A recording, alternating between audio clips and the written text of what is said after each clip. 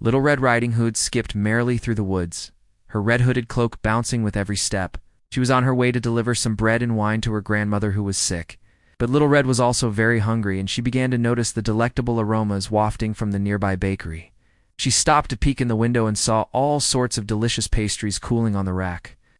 Suddenly, the door opened, and a hunchback emerged, wiping his hands on his filthy apron. The startled Little Red screamed, and the hunchback beckoned with a finger for her to be quiet. Then he did something truly horrifying.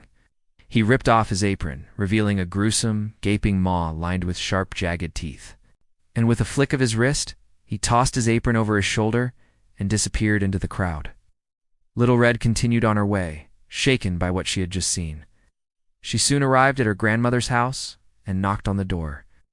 A moment later it was flung open, and there stood her grandmother, her nightgown askew, her eyes blank and soulless. "Come inside, child," she rasped, her voice like nails on a chalkboard. "I've been expecting you."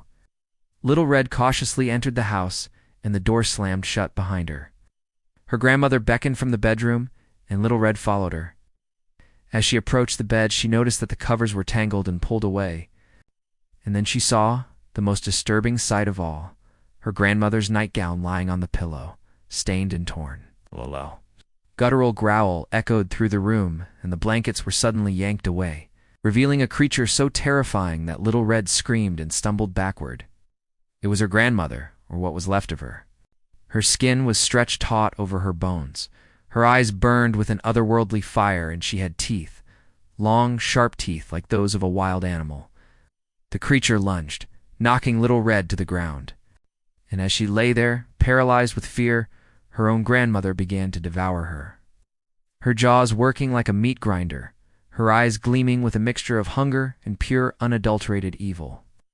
But suddenly, a piercing screech split the air, and the creature froze. It turned its head toward the window and let out a blood-curdling roar.